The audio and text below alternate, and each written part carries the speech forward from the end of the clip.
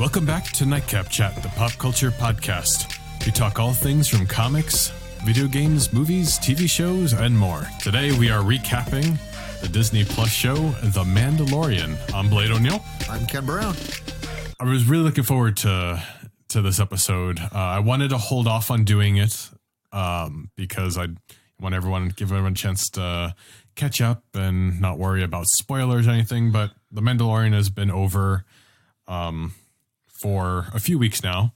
But before we get into it, I just want to thank you all for taking the time to listen and share and subscribe and making us part of your weekly routines.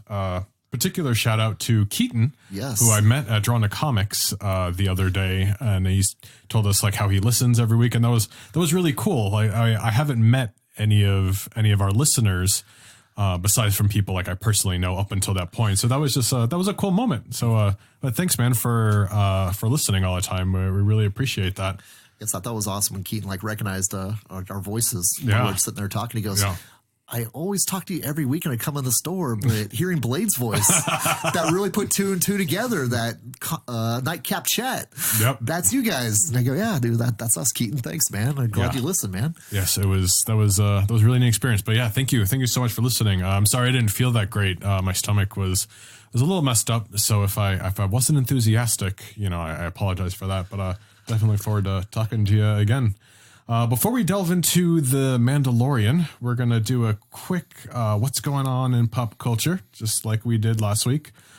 First major thing going on is the showrunner for Watchmen. I'm going to butcher his name, Damon Lindelof. Oh, Lindelof?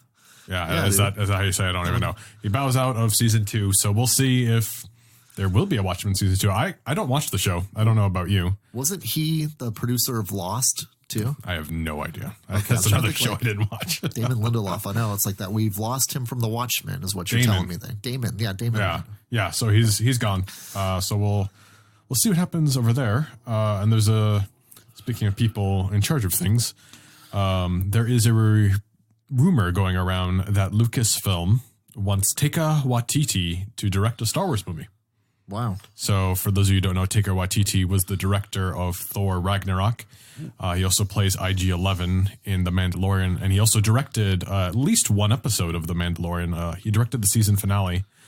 And of course, What We Do in the Shadows. I don't know. Are you familiar with What We Do in the... Describe me. What do we do in the shadows? It's, do you know like the shows like The Office, how it's like a mockumentary style? Oh, yes. It's like that, but it's about these vampire roommates living in a house together. Yes. It's hysterical. So there's a movie. What's this on?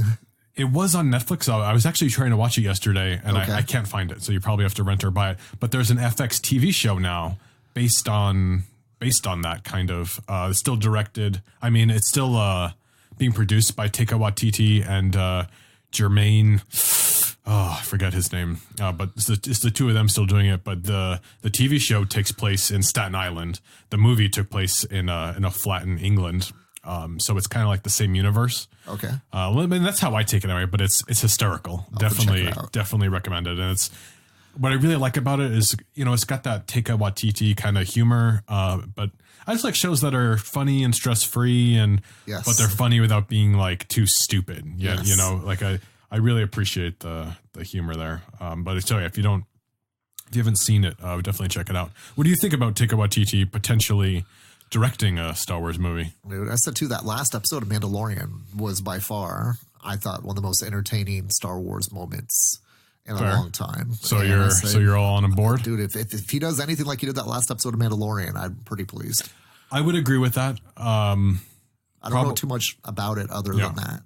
My unpopular opinion was I wasn't happy with some of his decisions in Thor Ragnarok. Okay. I mean, I liked the movie. That's true. Thor Ragnarok you mentioned too. I just didn't think it needed that much humor. It was too cheesy in a way. I know what you mean. They really wanted to build on the buddy cop romance between him and the Hulk. Yeah. Which was a little bit over the top there. And I think there might have been room for that, but maybe not in this movie because it's Ragnarok, it's Hela, it's the end of Asgard. I don't know.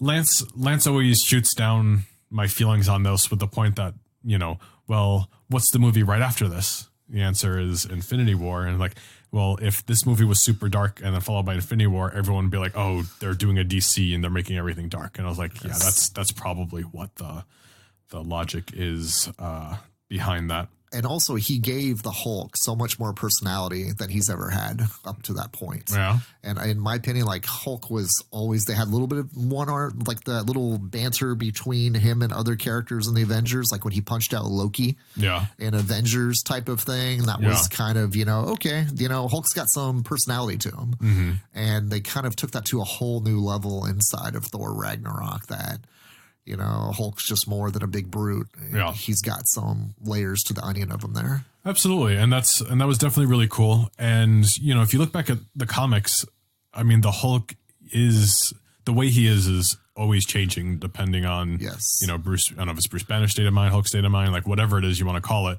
But Hulk has been like, oh, he can only just say, oh, Hulk smash. And there's been a really smart Hulk, and there's been like, Professor Hulk, and there's been Mr. Fix-It. We've had all these facets of Hulk. So it's nice to see them finally exploring these different things. And I'm still waiting for Grey Hulk, though. Yes, that's true, dude. Yeah, if they do Mr. Fix-It, that would be pretty hilarious for the movies. Yeah, Hulk goes to Vegas. I would love to see a Disney Plus Mr. Fix-It show. Yes. I think that would be a lot of fun. Maybe we can get that as a spin-off on She-Hulk, maybe a subplot. That would be cool. Last little bit of news in the video game world. I know last week we mentioned that we were all looking forward to Iron Man VR coming out on PlayStation. It is now pushed back to May. So that kind of sucks, but I mean, as long as it's, as long as it's going to be something better, I mean, I guess it is what it is, right? If it gives me the impression I'm flying through the atmosphere, firing repulsor rays, it's worth the wait. Yeah. I mean, Lance is a huge Iron Man fan, so I know he's really looking forward to it. Yes. So we'll see. Is it going to have like all the head-up gauges on side of the... So he recently bought the Marvel Legends Iron Man helmet, and he thought like, oh man, like I wonder if I can like rig it so I can have my VR headset on with the Iron Man helmet at the same time. And I was like, that would be a pretty fun experience. But yeah, that's about all that's going on right now that we feel like talking about anyway. Nothing else I really care about here. So The Mandalorian is over. Yes. It was a great season finale. Definitely looking forward to season 2. When is season 2 dropping? This fall. Okay, cool. So we have to wait a whole year, which is good. Nope. So just the end of the year. So definitely looking forward to that. So who's your favorite character? Wow, it's crazy to say. It's everyone's with Baby Yoda, but Baby Yoda's cool, but he's not my favorite character. No, I mean, and I mean, assuming Baby Yoda's even a boy, because there was something Taika Waititi said the other day about like you don't know if it's a boy or a girl. Yeah, like, that's a good point. Yeah, I mean, I did like the Cara Dune. Yeah. It was really cool because when I first saw him going, oh, this character's awesome. Then she disappeared for 3 or 4 episodes. Yes, and then to have her come back and look like she's going to be a major part of the show, I'm going, absolutely, dude. It's awesome seeing like the backstory of a soldier that has now kind of more or less gone underground and just hiding, but has all the skill and all the knowledge to help out the Mandalorian as an asset. I thought that was really cool, and she's a badass. Yeah, rebel shock trooper. Yes. She has a rebel tattoo on her face. She don't care. Exactly, dude. And it's just bad. It's cool to see that character that is at the equal of Mandalorian to help carry the show. Yeah, when she punched him in the face, even though he was wearing a helmet, I was like, yes, this is what I wanted. Yes. And admittedly, I may be biased. I think I mentioned this on a previous episode that like my dog's name is Cara. It's spelled the same as Cara Dune. So I really wanted this character to be cool. So, I mean, it might be biased that she's my favorite character. But I thought Gina Carano, if that's how you pronounce her name, did a great job. Yes. And they even, it was really funny seeing her in the bar fight. I know, dude, they totally wrote that in. Yes. Because of her MMA background. She just needs a Disney movie now because she was in Deadpool. Okay. And now she was in Star Wars, so now she can do the triple threat now that Disney owns Fox, right? Yes. Yeah, but no, she was awesome. Baby Yoda is like an internet sensation coming out of this. Yes. The memes are unbelievable. My wife posts them all the time. She can't stand the Chicky Nuggies one, or always talks about, like how stopping at McDonald's to get Chicky Nuggies. Have you seen those? No. Yeah, I mean, they're pretty lame. Yeah, Baby Yoda. Don't know his name. Don't know the species still. Yes. Yeah, I don't know. Does Yoda, yeah, dude, like that. Now he's not a one of a kind in the universe anymore, so he's got to have a species family now. Yeah. So the armorer, as I believe the character is called, talked about, returning the child to its family or whatever. It's gonna be interesting. I thought the Baby Yoda story arc was going to get resolved in season 1. I did not realize this was going to keep on going. I thought for sure Ahsoka was going to show up and take the baby into hiding since it was force sensitive. I think like they made so much of a focus on it. It's like it's become now part of the full concept of the story now. I mean, it's cool like that it is building a family unit, which they kind of hinted on the last episode is like you are his family now. When he got his insignia. Yes. A clan of 2. And so that was kind of cool to see that this is going to be a major story for. It's like as long as Mandalorian goes, I think the Baby Yoda is going to be part of the story. Almost like a lone wolf and cub. Interesting. Only thing is he can't help the child with the force training. Yes. But, That's true. There could be someone that comes along to help be part of that unit too as well. Yeah. Huh. What's it? It's gotta be resolved when either someone like Ahsoka, training Baby Yoda, the child, or whatever you want to call it, or is he going to find Yoda's planet? Ooh. And are we going to figure out what that planet is, where it is, and what the race of these people are? And is the whole species pretty much force sensitive? Wow, that's another question. And if so, why aren't they, helping with all the chaos going on? So it'll be interesting to see how this is resolved. And here, this is something I thought about the other day. In the season finale, is it Carl Weathers? Yes. Character said, I thought you were a Mandalorian. And then he said, Mandalorian's not a race, it's a creed. Yep. Right. Which was awesome too. So there's a couple of things happening here. This proves that no matter what, Boba Fett's a Mandalorian, right? Yes. Whether he is of the race or not. Another thing is, when he gave Baby Yoda I forget the exact name of the Mandalorian skull thing, just hold on to that for now. And since he's been dubbed this clan of 2, it's like this Baby Yoda has now become a Mandalorian. Yes. I do have an interesting question about that Boba Fett being a Mandalorian too. Okay. Now, Jango Fett was obviously the Mandalorian, and Boba Fett took on the mantle of his father, but became more of a bounty hunter. Are all Mandalorians bounty hunters? No. Okay, that's what I was noticing through the show too, is like that they kind of gave you that hunch that the Mandalorian in this story was a bounty hunter. Yes, he is. He is a bounty hunter on that too, but not all Mandalorians are bounty hunters. No. And so just is Boba Fett more or less honoring his father, or is he honoring the Mandalorian clan, which he doesn't seem to be going to buy the respect and honor of the Mandalorian clan that they'd established during this TV series. Well, in the Clone Wars, there's an episode, the Clone Wars TV show. There was a episode where at least Obi-Wan, I don't know if Anakin was with him or not, but they go to Mandalore and they go see Duchess Satine, and they're trying to figure out what's going on with Jango because they're trying to find him, and they kind of disown him, and they claim he's not Mandalorian and he stole the armor. Okay. So that's where a lot of the controversy on whether or not Jango was a Mandalorian comes from, is because she claims that he was not even Mandalorian. Okay. But now that we see this is a creed, it's still kind of up for air. Yeah. Up in the air. But I think he has the skull, on one of his shoulders. I thought Boba Fett. Yeah. So I don't understand why he wouldn't. Kind of interesting if like Boba Fett ever met up with the rest of the Mandalorian clan. Would they support him, or would they try to bring him in? He's a big bounty hunter. Yeah. And at the time period this is at too. Mandalore has fallen. Yes. There's not even a lot of Mandalorians left at this point, as we now know.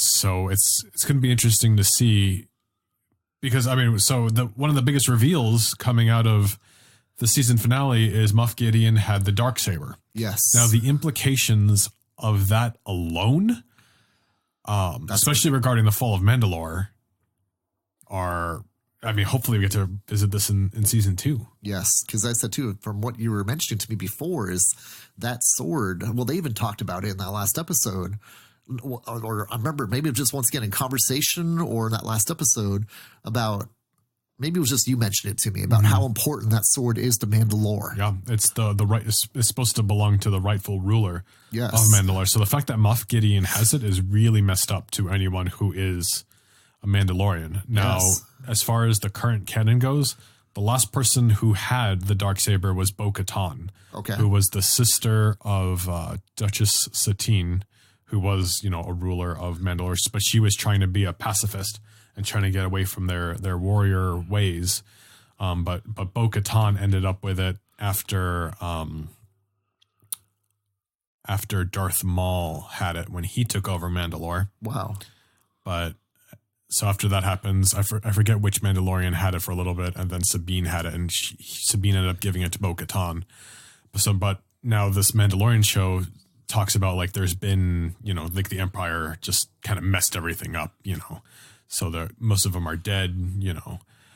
So like, is Bo-Katan dead? Too? Yeah. You know, is she still alive? Did she just lose the saber in some kind of battle? So it'll be interesting to see these gaps filled in, because Clone Wars season 7 is going to start up in a couple of weeks now too.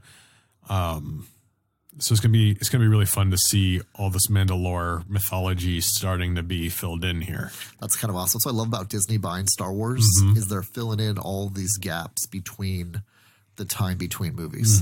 And to me, that's genius for us to get a much more link and passion towards everything Star Wars for as long as they're going to keep on producing new material. Absolutely. And it's all these 9 movies have so much material to fill in. It's great to see like these questions being answered, and it is going to be kind of like almost like putting the puzzle together. Yep. And it's like that there's pieces that it could be, you know, 100-piece puzzle or 10,000-piece puzzle, and they can keep on adding in material, which is awesome. And it's all going to be like acceptable to us because it's within their canon now. Yeah, I completely agree, and that's why I was all on board with the new Disney canon, because as a fan and a collector, the old novels and comics and everything, like, it was a little bit overwhelming because there were so many.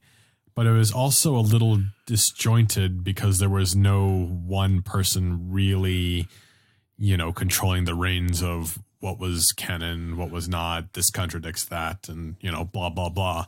And I feel like now that there was this little reset button, I can within reason, I can catch up on the novels and the comics that I want to and such. You know, like it's much more manageable now. Yes. Although I have like probably at least 10 Star Wars books I haven't even opened yet because I'm falling behind. Yeah, the new Empire book, the Star Wars that just started out. Yeah, that's another great one. Good. Talk about filling in the gaps. Oh my gosh, dude! I'm a big Return of the Jedi fan. Me too. And my Empire favorite. Strikes Back was such a good cliffhanger. And then there was so much that you saw that happened in Return of the Jedi starting. Yep. I mean, Luke coming in to Jabba's palace, C-3PO and R2-D2. I mean, everything just hits you that a lot of crap happened in between Empire and Return of the Jedi. I mean, Luke coming in with the black on. Yep. It's like, dude, Jedis don't wear black. Yep. And then he had a green lightsaber. Yes, he had a green lightsaber, and there was just so much that needed to be filled in between Empire and Return of the Jedi. And seeing that first episode of Star Wars #1 that just came out to start the filling in as much of that as they could. No spoiler alerts or anything there, but oh my gosh, it's awesome to see Luke struggle after finding out that his father's Darth Vader, and Obi-Wan Kenobi, the first time you saw him maybe slide towards that Anakin, why are you lying to me? Why are you holding stuff from me? Am I that possibly powerful? You know, what is this whole thing of like, I can't handle things. And that's what turned Anakin towards the dark side. Yeah. And then like, how much of that did Luke explore up until going into Jabba's palace? Do you know what I mean? Because obviously they showed he went back to train with Yoda again. And what I saw too, which was really cool in this last episode 9 movie, is the flashbacks of Leia and Luke doing the fighting. That was where Leia was involved. That all happened between Empire and Return of the Jedi too, I imagine. No, that was after Return of the Jedi. Okay. Because that's right. He revealed to Leia that, you're my sister. And that's true. And I think that location that they were on, don't quote me on this, but I thought that was on Endor. Okay, so it was on Endor or not. It makes sense after they had the conversation that would be on Endor on that too before deciding to go on and wherever they move on to their new base now. Yeah, and you know what? After they're done with this run between Empire and Return of the Jedi, they'll probably do between Return of the Jedi and Episode 7. And talk about a time jump. There's like 35 years in between. And they've started that a little bit with the Kylo Ren miniseries already. Oh, I need to pick those up. Like I just read a preview of number 2 and I was like, I'm hooked. Yes. It was incredible. And that's the story of Ben Solo. Yeah. And we saw the Knights of Ren doing things. So now we're starting to understand more of what they are. Yes. I saw that there was a leader. So obviously, like, he doesn't last, right? Because who is the leader of the Knights of Ren? It's Kylo Ren. So who is this guy? And we know, obviously, what's going to happen to him. I wonder. Yes. But it's, it's one of the biggest disappointment. I love all the Star Wars movies. I know I keep saying that. But, like, one of the biggest disappointments I think we didn't get was enough of, like, the Luke and Leia and Han all together post Return of the Jedi, and that's what's times. Yeah, and that's what's good. Yeah, and then not being divorced. I was really upset they were divorced. So that's what I'm really looking forward to reading about in the comics is these happier times, like you've been saying there. And the Empire trying to figure out what do we do after this? Like 2 Death Stars been destroyed by these rebels now, and it's like the Emperor's gone or into hiding, as we found out all those years. And how much did the Emperor stay? So what involved with Snoke, and how did Snoke get into power? Yeah, the Snoke stuff I think is really interesting. One of the whoever somebody said that the Emperor did die though, so it just remains to be seen. So how was he brought back into, is it a clone body? It looked like his body, but like, was it like a zombie thing? Like, was it like a repossessed, the body? Cause the Sith and the dark arts and, Dominic Monaghan's character, mentioned, the secrets only the Sith knew with the cloning and whatever. And like this, cause the Sith did like a lot of things like that were unnatural. Yes, you're right. Yeah, but there are still questions that'll be really fun to be answered because Palpatine said to Kylo Ren, "I made Snoke." Yes. Okay, that's great. But is Snoke his own person, or was he being controlled by Palpatine that whole time? Was he a clone? Was goes he way back to the Attack a clone of the of something Clones, else? I guess in episode 2 of like that, where the order was placed by Seyfa-Dyas. Yeah, yep. And was Seyfa-Dyas the one, like, did he steal the cloning? How did Palpatine get involved with taking over all those clones? Yeah, Palpatine was pulling the strings. I thought it had something to do with Palpatine and Dooku because Seyfa-Dyas. I think they killed him. He was a Jedi Master, but he was killed. Okay. I don't know if we. And why would he order clones? Because of Palpatine manipulated him into doing it. Okay. Because the Republic needed an army. Like, yeah, they had Jedi, and Palpatine knew he was doing all these battle droid things. Palpatine was playing both sides of it. He needed an army to respond to the separatist movement, so that way he can ultimately dissolve the Republic into the Empire. Right. It was a big chess game. But from what I understand, like years and hundreds of years, I think, before the Republic, back in the days of the old Republic, when there were lots of Sith, cloning and like these crazy things were like a much more common thing. Okay. It was common practice for the Sith over years. Which is pretty crazy to think about it. So like, if we get some movies that are that old, I think it'd be really fun to explore, some of these different facets. Have you heard the rumors about Knights of the Old Republic? I thought there was rumors that that's what that new trilogy was going to be. Okay. Was that it was going to be based on the Old Republic? Okay. Right? Yeah. Is that what because that's what I've been hearing people talk about that through the store lately. It's like that. Hey, did you hear about the Knights of the Old Republic rumors? That would be awesome. I mean, and that's what they are, is rumors. Yeah, I haven't heard anything confirmed on that though. No. That would be a great franchise to open up, like a great new group of characters that you become invested in, and then still not affect the Skywalker saga at all. Yeah, I mean, if anything, it won't affect it, but it will also help build on, past mythologies. Because I mean, we'll see like what Sith and Jedi they touch on, because if it's, let's just say it's like, if it's like 400 years before, I mean, that's Yoda, it will be 500. So we can see a young Yoda. Yes. Maybe we can see cool characters like Darth Bane or Darth Revan. I mean, like, Darth Revan would be epic to see. Yeah. So, I mean, I don't know. We'll see what happens. It would be certainly fun to explore and see like a huge, it would be really cool to see like a huge Jedi versus Sith battle with just like hundreds of lights. Could you imagine? That would be, dude, that would be unbelievable. Would be fun. Yeah. Before we get too far off topic here. Sorry about that, you guys. So Star Wars. Star Wars is full. So the wormhole's awesome. Yeah, absolutely. What did you think about his, the Mandalorian's name reveal?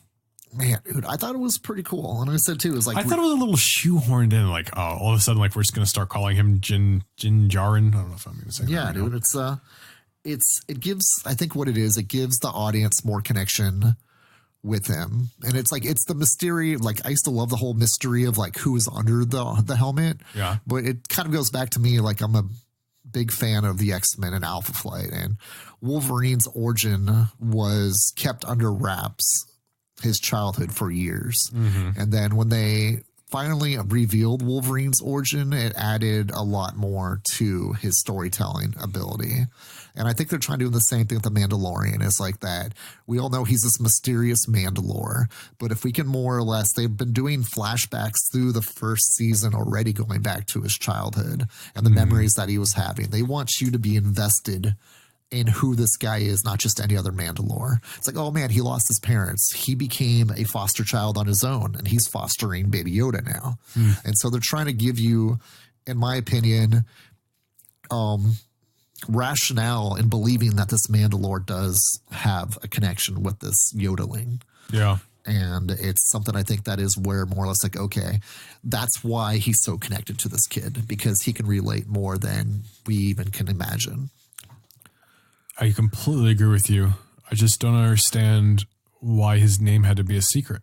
Yeah. Well, everything was like before that point. I mean, the code of Mandalore that they were kind of trying to establishing is like, you never take off your helmet. You never more. It's almost like that. I think that kind of, this hasn't been stated, but they lost their whole freaking planet because they were attacked.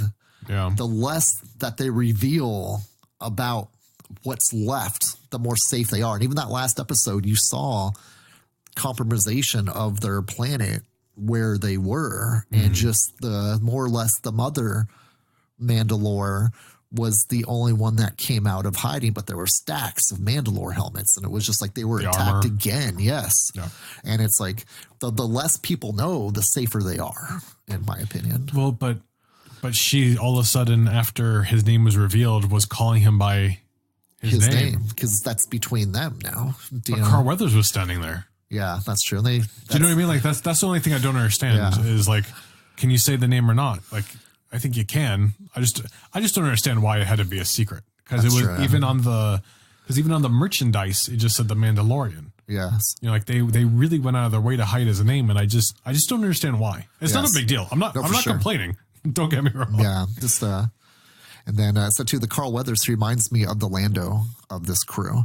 I think that's another thing too. They're building like a Star Wars chemistry. Do you know what I mean? So I've kind of noticed too is like that this crew now is you got IG-88 was, unfortunately he sacrificed himself, but he was kind of like your Chewbacca type of character on it. And then, like the Mandalore is obviously your like Luke Skywalker character of it. And then Han Solo is reminds me, like that. Oh gosh, dude. Say one more time the name again. You talking about Cara Dune or Queel? Cara Dune is like, reminds me of Han Solo. Do you know what I mean? She's like that. She's a badass fighter. She can hold her own. She's got a great personality, attitude. It's like it's just like that is your right hand man to Luke and Solo. Do you know what I mean? Interesting. And a little bit of Leia attitude mixed in there too with her, obviously. but not A quite strong female character. Yeah, but it's just it feels like they're starting to build that Star Wars family chemistry. I hope they come back, because he left, and I forget Carl Weathers' character's name. He stayed behind on the planet, and he tried to get Cara Dune to be his bodyguard, which is cool.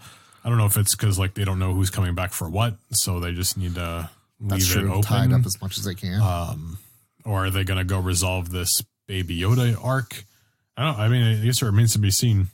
One thing I have a note about, and I wanted to get your reaction out of it, when they got in that lava boat. Yes.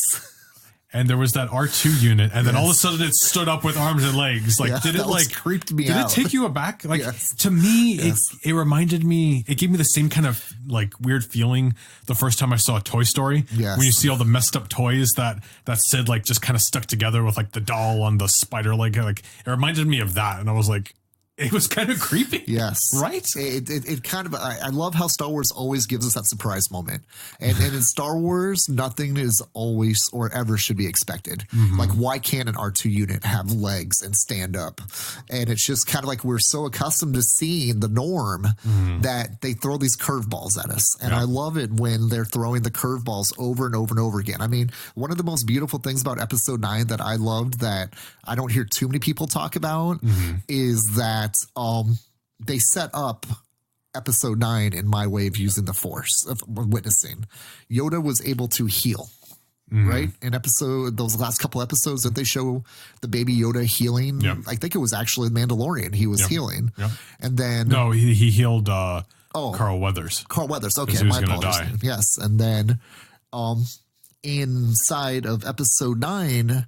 it showed Rey healing that beast. And I'm going, that was never really showed as being a light side of the Force, because wasn't it always the dark side of the Force brings back life, according to Palpatine? Because it was something manipulating the midichlorians to create life. Yeah, it was. And Baby Yoda showed it doesn't matter whether it's light or dark, it's purpose. Do you know what I mean? And that's what I think kind of The Mandalorian brought to me more than anything after seeing that last movie, Episode 9. Having the Mandalorian episode, the last episode show right before the movie, established a new element of the Force in my mind. There's no dark side and the light side. There is, but purpose, there's no powers that are definitive to each side. It's how do you purposely use the Force in situational circumstances for dark or light? Here's the thing with that, though. A lot of people are saying like, oh, this is they're introduced a new Force power. And I'm like, no, it's just the first time we've seen it, because they've been talking about it since the prequels. This is the power that Anakin has been going after. It's just that we haven't had the chance to see it yet. And it should be awesome that it's brought back now. And it's proven, because like, that's the thing too. Like, Palpatine was trying to more or less corrupt Anakin towards the dark side with that. But that was never shown in any of the Star Wars trilogies yet of like that could be done, trying to think if there's any other example. Like, you didn't see like gosh, dude, I'm trying to think of a good example type of thing that could be used into any of the trilogies, where like Luke at the end of Return of the Jedi using his Force abilities to keep his dad alive. Do you know what I mean? That was something that could have been done, whether it was light or dark side. It's like, do you know what I mean? Well, it's he didn't have the ability, though. But then inside of this new movie, you saw it happen multiple times with like Kylo doing it to Rey. So, do you know what I mean? And then Rey, like, well, Kylo figured it out because of Rey. He was shocked when it happened. Yes. But he was able to figure it out because they're a dyad in the Force. Yes. Like Rey using the Force lightning, but he thought, oh man, maybe I'm a Sith. It's like, no, you're using the Force to try what you feel is the best intention of how to help your friend. And that was an accident. Too. But was that out of hate or was that out of desperation? It could be both, because Kylo was standing there and she was getting frustrated. Okay. I don't know. We could debate this a long time. I think it might be explored a little more. I think maybe we'll also get more answers when the novelization comes out. Okay. Because the novel has more opportunities to explain things that movies don't necessarily get. Yes. I mean, that's what I did like about the Star Wars #1 that came out that followed Empire Strikes Back, because you see Luke use Force abilities that he didn't use in any of the movies for the first time. And that was kind of a shocking moment out of his moment of anger. And I was kind of going, okay, is that just like natural emotion, or is that a dark side moment for Luke? Do you know what I mean? And that's what's kind of interesting. Is it Force lightning? He doesn't. He just, man, dude, out of... Okay, if we shouldn't talk about it. Okay. It's pretty epic what he does. Yeah. And I mean, how long has this comic been out? It's all on issue #1. No, I mean, so about 3 weeks. We could probably talk about it now. I haven't read it, but there was a moment where one of Vader's, oh gosh, dude, I'm trying to remember what does Vader call his captains? His not Grand Moffs, but his admiral. An admiral. She was either an admiral or a Moff. Okay, like, had a TIE fighter attack because they were chasing after the Millennium Falcon. Okay. Luke was like, more or less with his severed arm, he's watching what's happening. It's like he's going, you know what I mean? We're like losing this battle. Luke all of a sudden focuses on the Force, and all the TIE fighters in front of him start blowing up. Whoa. And I'm going, oh crap, dude. I'm going, what the heck is happening here? That's really powerful. Yes. And then afterwards, at the end of the story, he's just keeps on reminiscing about, do you know what I mean? The fact that Vader's his father, and how can Obi-Wan, do you know what I mean? Like the hidden from him, and he's just the anger. He shatters a window inside of the Millennium Falcon. I mean, that could be tapping into the dark side, because you're angry, you're confused, you're frustrated, you know.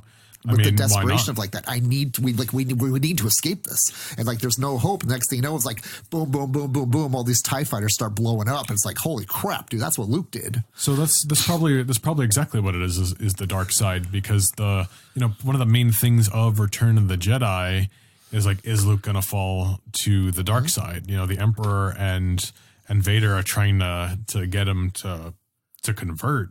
You know, and he is tempted, and there was a moment there where he could have decided, yeah, I'm going to kill Darth Vader and join you, you know, and he could also have joined Darth Vader at any point and killed the Emperor. Yes. I mean, that was Vader's plan. The temptation was probably really strong. So like for the comics to build up his temptation to the dark side, I think just makes those moments all the more like, ooh. You just hit on something else on the nose that makes me appreciate episode 9 even more. What's again. That? I mean, the whole thing of like Vader and Luke trying to overthrow the Emperor, Kylo and Rey, that exact echo of Return of the Jedi again, which to me is like, I love how all 9 of these movies are life echoes among generations of these family members. And it's just, it again too, is like they're paying homage to the people that have watched this franchise the whole way through, and put those little Easter eggs and bird seeds out there for us to appreciate. I've never seen a franchise do such a good job of keeping you involved and keeping you invested with what you've seen, what we've shown you, what we've proven, and what we're bringing you, and not getting pissed off about seeing it and as like repetitive. And Kylo Ren in episode 7 said he was going to finish what his grandfather started. Yes. Right. And I mean, how poetic is that for the end of episode 9, that what all Anakin wanted was the ability to save people from death. Yes. And he figured it out at the last minute to use that last little life force that Rey gave him to bring him back to life, to save the person he cared about from dying. Am I like too overstated to say like Star Wars is modern day Shakespeare? Well, you know, there's Shakespeare. I don't know, Shakespearean so much adaptation of Star Wars. Have you seen them? No, they got to be awesome, and they're written in Old English. Like, ye join me. I'm not even going to do it right now, but they're actually pretty good. Yes. Like I listened to I think it was an audio recording of someone reading it. It was. I mean, yeah, why not? It sends chills down my spine every time I think about it. No other movie franchise has done that. Of noticing all the different chilling moments of like, oh my gosh, dude, they're doing deja vu and it works and it's not pissing me off. Yeah, I completely agree. I know some people are upset about it, but like, no, I think it works, and I think there's like just that, you know, echo in the Force kind of a thing going on there. Wonderfully thought out, in my opinion. Yeah, no, I completely agree. But that's about all the time we have here for today. This is almost a little bit of an episode 9, episode 2 here. Yes. which is good. You know, we love We love Star Wars. But yeah, thanks you all again for liking, sharing, subscribing. Don't forget to find us on Facebook, Instagram, and Twitter, and listening to us on iTunes, Google Play, Spotify, Podbean, or wherever you're listening to us. Feel free to, give us some suggestions, on social media and some topics you'd like to hear. And, if you do enjoy this podcast, any reviews you're willing to give us, especially on iTunes, we definitely appreciate it. That helps get us on, advertising on front page stuff to help spread the word even more. If you have any other questions or comments too, you can always email us at nightcapchat@gmail.com. And we're at drawntocomics.com and also on Facebook and Instagram quite regularly. Our Facebook, Twitter's for us, so you'll see a lot of the same stuff that you see on our Facebook on Twitter. But we really appreciate your feedback. We appreciate your support, and we appreciate you loving this world of pop culture and sharing your time with us. Thank you all for listening, and we will see you all next week with a really fun comic book episode.